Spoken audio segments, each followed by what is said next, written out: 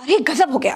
तालिबान का विरोध करने वाली भाजपा तालिबान के आगे दरी बिछा रही है, लोटी जा रही है, मार नतमस्तक हुई जा रही है। यहां तक कि भारत में तालिबानी शासन लगाने की मंजूरी दे दी।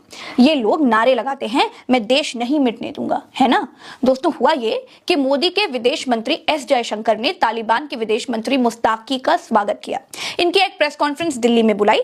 उस प्रेस कॉन्फ्रेंस में तालिबानी नियम लागू कर दिया गया। खबर यह है दोस्तों कि महिला पत्रकारों को वहां से निकाल दिया गया। महिलाओं को उस प्रेस कॉन्फ्रेंस में एंट्री नहीं दी गई। क्यों? क्योंकि तालिबानी महिला विरोधी हैं। भाजपा सरकार की रीढ़ की हड्डी में इतना दम नहीं था कि इस बात का विरोध करती। नारी शक्ति और न जाने क्या क्या ढोंग ये भाजपा के लोग करते हैं। लेकिन तालिबानियों की दिल्ली में हुई प्रेस कॉन्फ्रेंस से महिला पत्रकार निकाल दी जाती हैं और भाजपा मुंह ताकती रह जाती है, तालिबानियों का साथ देती है। अरे कम से कम मोदी को ट्रंप से स्टैंड लेना तो सीखना चाहिए था। सिर्फ इतना ही नहीं दोस्तों, अभी तो आगे और बहुत कुछ बाकी है। दिल्ली से उत्तर प्रदेश आइए। उत्तर प्रदेश में योगी की पुलिस ने तालिबान को यूपी में गॉड ऑफ ऑनर दिया।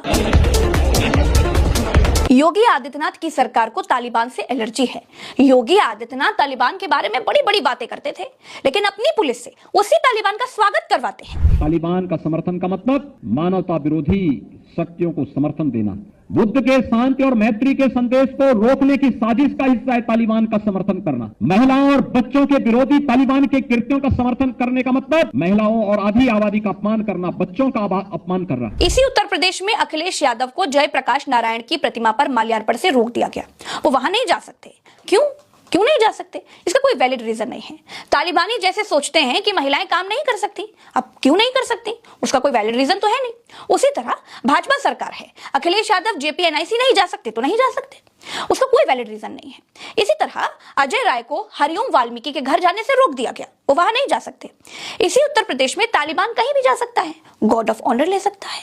ऐसा क्या महान काम कर दिया भैया तालिबान ने जिसके लिए उत्तर प्रदेश में मार इन्हें गॉड ऑफ ऑनर दिया जा रहा?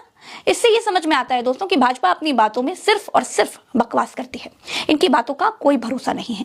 इनको मालूम है कि इनसे कोई कुछ पूछने वाला नहीं है। सिर्फ योगी आदित्यनाथ ही नहीं है जिनको तालिबानियों से एलर्जी थी, मोदी को भी थी। इनको भी सुनिए, ये गुड तालिबान और बैड तालिबान पर कितनी लंबी लंबी हाँकते थे।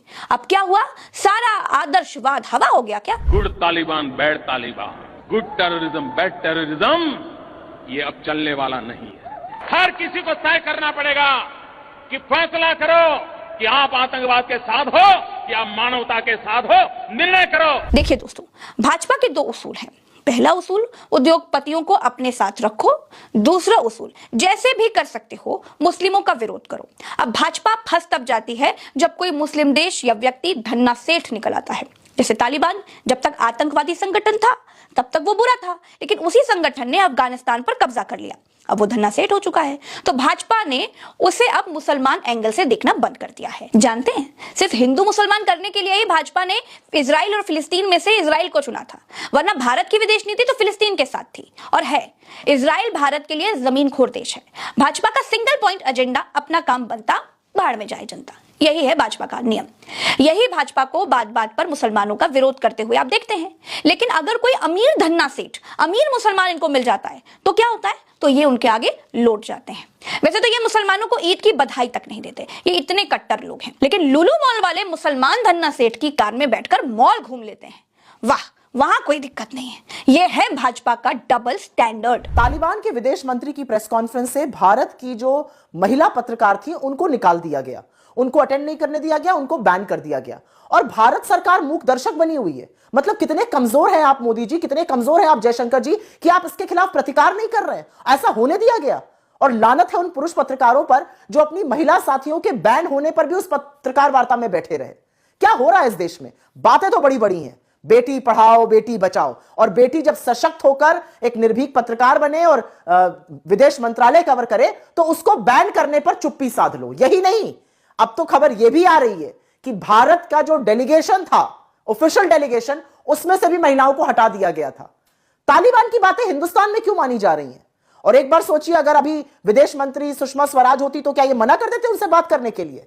बेटियों की अस्मिता का इज्जत करना, सम्मान करना आपका दायित्व है मोदी जी। और अगर बेटियों के साथ कुछ गलत हो रहा है तो उस पर प्रतिकार करिए, हर बार की तरह मूक दर्शक मत बने रहिए। यह अलग बात है कि संघ और भाजपा महिला को दोयम दर्जे का नागरिक मानता है, लेकिन इस देश की होनहार बेटियां जो अपने दम पर विदेश मंत्रालय कवर करती है, इस मुकाम तक पहुंची है, उनको बैन कर देना कैसे सही माना जाएगा? और इस पर आपकी चुप्पी और भी निंदनीय है। तालिबान का विरोध करते हैं, फिर उसी तालिबान को पुलिस से गार्ड ऑफ ऑनर दिलवाते हैं। चीन का विरोध करते हैं, फिर लपक कर उसी चीन से दोस्ती करने उतर पड़ते हैं। काला धन लाने की बात कहते हैं, फिर काले धन पर कानून बना देते हैं। 2000 का नोट आतंकवाद खत्म करने के लिए लाते हैं, फिर उसे ही गायब कर देते हैं। ऐसी चीजें गिनाऊंगी दोस्तों ना तो शाम हो जाएगी। लेकिन एक बात अब बिल्कुल शीशे की तरह साफ हो चुकी है, भाजपा की अपनी कोई आइडियोलॉजी नहीं है। इनका सिंगल पॉइंट एजेंडा वोट के लिए मुसलमानों का विरोध करना है, हिंदू आबादी को मुसलमानों के नाम पर भड़काए रखना है। न इनको तालिबान से दिक्कत है, न इनको महिलाओं के अपमान से कोई परेशानी है। दोस्तों, तालिबान को भारत सरकार आतंकी संगठन मानती है। भारत ने अभी तक तालिबान सरकार को मान्यता नहीं दी है। देखिए, भारत और भाजपा का स्टैंड बिल्कुल अलग अलग है। भारत ने अफगानिस्तान में तालिबान सरकार आने के बाद से अपना दूतावास तक बंद कर दिया था, लेकिन भाजपा ने तालिबान के लिए भारत के दरवाजे खोल दिए। खैर, अब ये समझने की भी जरूरत है कि तालिबान अफगानिस्तान में आया कैसे। इस पर भी जल्दी से नजर डाल लेते हैं, क्योंकि ये समझना बहुत जरूरी है। वैसे ऑलरेडी वीडियो बहुत लंबा हो चुका है, लेकिन आपको ये समझाना भी जरूरी है, इसीलिए इस पर नजर डालिए। दोस्तों, 1990 के दशक की शुरुआत में अफगानिस्तान में सोवियत संघ की हार के बाद अलग अलग मुजाहिदीन गुट आपस में लड़ने लगे। इसी अराजकता में मुल्ला उमर के नेतृत्व में 1994 में तालिबान नाम का संगठन उभरा, जिसका मतलब है छात्र। तालिबान ने इस्लामी शरीयत लागू करने के नाम पर लोगों को सुरक्षा और व्यवस्था देने का वादा किया। तालिबान पहली बार सत्ता में 1996 से 2001 में आया। 1996 में तालिबान ने काबुल पर कब्जा कर लिया और अफगानिस्तान में इस्लामी अमीरात की घोषणा की।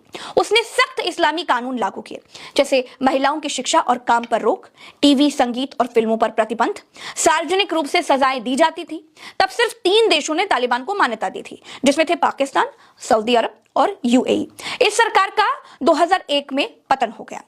11 सितंबर 2001 यानी 9/11 के आतंकी हमलों के बाद अमेरिका ने तालिबान पर आरोप लगाया कि तालिबान ओसामा बिन लादेन और अल कायदा को पनाह दे रहा है। अमेरिका और नाटो सेना ने अफगानिस्तान पर हमला किया और तालिबान शासन गिर गया।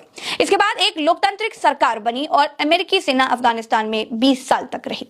अमेरिकी सेना की वापसी 2020 में अमेरिका और तालिबान के बीच दोहा समझौता हुआ, जिसमें अमेरिका ने सेना हटाने की घोषणा कर दी। जैसे जैसे अमेरिकी सेना निकली, तालिबान ने एक एक करके अफगान प्रांतों पर कब्जा करना शुरू कर दिया। 15 अगस्त 2021 को तालिबान ने बिना लड़ाई काबुल पर कब्जा कर लिया और राष्ट्रपति अशरफ गनी देश छोड़कर के भाग गए। इस तरह 20 साल के बाद तालिबान दोबारा सत्ता में लौट आया। मौजूदा स्थिति क्या है? आज अफगानिस्तान में तालिबान की इस्लामी अमीरात सरकार है। महिलाओं की शिक्षा और काम पर फिर से पाबंदियां हैं। भारत सहित दुनिया के ज्यादातर देश तालिबान सरकार को आधिकारिक मान्यता नहीं देते, लेकिन बातचीत जारी है। नमस्कार।